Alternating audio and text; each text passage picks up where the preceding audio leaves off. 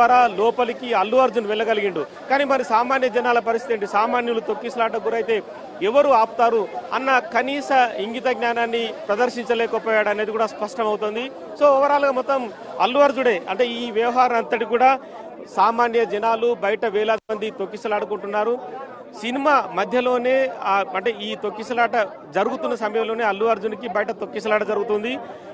ఒక బాబు ఒక లేడీ ఇద్దరు కూడా తొక్కిసలాట గురయ్యారని చెప్పారు. కానీ అల్లు అర్జున్ మాత్రం అవేమి పట్టినట్లు ఖచ్చితంగా సినిమా చూస్తానని చెప్పాడు. కానీ మరో 15 నిమిషాలు పోలీసులు వెయిట్ చేసి రేవతి అనే మహిళ చనిపోయింది, ఇక్కడ నుంచి మీరు వెళ్ళిపోవాలని చెప్పడంతో అప్పుడు లేచారు. లేదంటే మిమ్మల్ని ఖచ్చితంగా ఇక్కడనే అరెస్టు చేస్తామని చెప్పి కూడా పోలీసులు హుకుం జారీ చేయడంతో అల్లు అర్జున్ బయటకు వచ్చి మళ్ళీ సేమ్ నవ్వుతూ బయట ప్రేక్షకులకు అభివాదం చేస్తూ వెళ్ళిపోయాడు. కానీ ఇక్కడ ఒక చిన్న విషయం మనం గమనించవచ్చు. హ్యుమానిటీ యాంగిల్లో ఒక మహిళ చనిపోయిందన్న విషయాన్ని తెలిసినా కూడా అల్లు అర్జున్ నవ్వుకుంటూ బయటకు వెళ్ళడం అనేది అది మరి ఆయన మనస్సాక్షి ఎలా ఒప్పుకుందనేది కూడా చాలా మంది ప్రశ్నిస్తున్నారు. ఒక 10-15 ఏళ్ల క్రితం కూడా తన సొంత మామ ప్రజారాజ్యం పార్టీ అధినేత చిరంజీవి కూడా ఒక సభలో తొక్కిసలాట జరిగిన సమయంలో తాను ఎంత దూరం వెళ్ళినా మళ్ళీ వెనక్కి వచ్చి ఆ చనిపోయిన కుటుంబాన్ని పరామర్శించి వాళ్ళకు పరిహారం చెల్లించి వెళ్ళాడు. అంటే హ్యుమానిటీ మానవతా హృదయం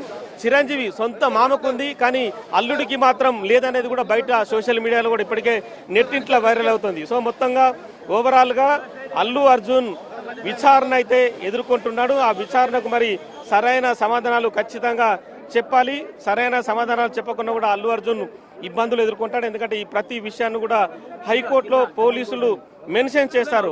తమ విచారణకు సహకరించడం లేదు అల్లు అర్జున్ అన్న విషయాన్ని కూడా మెన్షన్ చేసే అవకాశం కనిపిస్తుంది. సో మొత్తానికైతే అల్లు అర్జున్ చిక్కడపల్లి పోలీస్ స్టేషన్లో విచారణలో ప్రస్తుతం ఉన్నారు. అల్లు అర్జున్తో పాటు వాళ్ళ లీగల్ టీం అశోక్ రెడ్డి అలాగే కొంతమంది లాయర్లు కూడా లోపల ఉన్నారు. నిన్న సాయంత్రమే అశోక్ రెడ్డి టీం కూడా అల్లు అర్జున్ ఇంటికి చేరుకొని పోలీసులు ఏ విధమైన ప్రశ్నలు అడుగుతారు వాటికి కూడా ఖచ్చితమైన సమాధానాలు ఎలా చెప్పాలని కూడా కొంత ట్రైనింగ్ ఇచ్చినట్టుగా తెలుస్తుంది.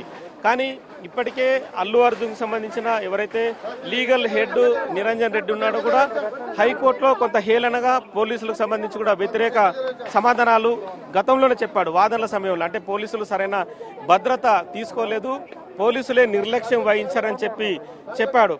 అవన్నీ కూడా ఏదైతే ఆ విజువల్స్ 10 నిమిషాల నిడివిగల విజువల్స్ని సివిఆర్ అందు ప్రెస్ మీట్ సమయంలో ప్లే చేశాడో అవన్నీ కూడా అబద్ధాలని పూర్తిగా తేలిపోయాయి. అల్లు అర్జున్ చెప్తున్న విషయాలు, వాళ్ళ లాయర్ కోర్టులో వాదించిన విషయాలు కావచ్చు, ఇవన్నీ కూడా పోలీసులు ఎంత పకడ్బందీగా చర్యలు తీసుకున్నా కూడా వేల మంది క్రౌడ్లో పోలీసులు కూడా నియంత్రించలేకపోయారు.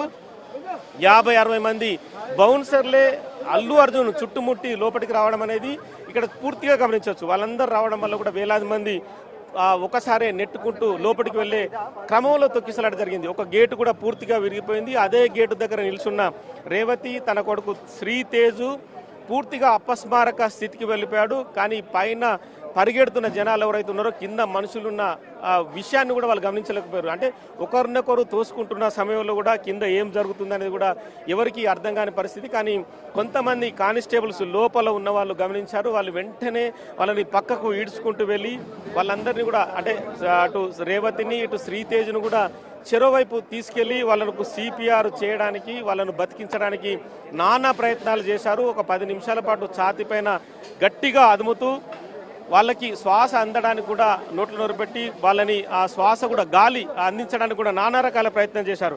కానీ ఎక్కడ కూడా వాళ్ళు ఆ రేవతి మాత్రం అప్పటికే ఆ అపస్మారక స్థితి నుంచి శ్వాస విడిచి మృతి చెందినట్టుగా అర్థమైంది. కానీ పోలీసులు మాత్రం తమ ప్రయత్నాన్ని ఎక్కడ విరమించలేదు. స్పీడ్గా దగ్గరలోని ఆసుపత్రికి తీసుకెళ్లారు. కానీ అప్పటికే వైద్యులు చనిపోయింది రేవతి అని చెప్పారు. కానీ శ్రీతేజ్కు కొంత అపస్మారక స్థితి అనేది కనిపించింది. వెంటనే కిమ్స్కు తరలించారు.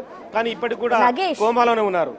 ఇటు పోలీసుల విచారణలో భాగంగా ఏదైతే అల్లు అర్జున్కి మధ్యంతర బెయిల్ ఉందో ఆ బెయిల్ని కూడా రద్దు చేయాలి అన్నట్లుగా కూడా వారు ప్రయత్నిస్తుగా తెలుస్తుంది. ఒకవేళ అది నిజమైతే ఇటు అల్లు అర్జున్ దాన్ని ఎలా ఫేస్ చేస్తారనుకోవచ్చు నగేష్?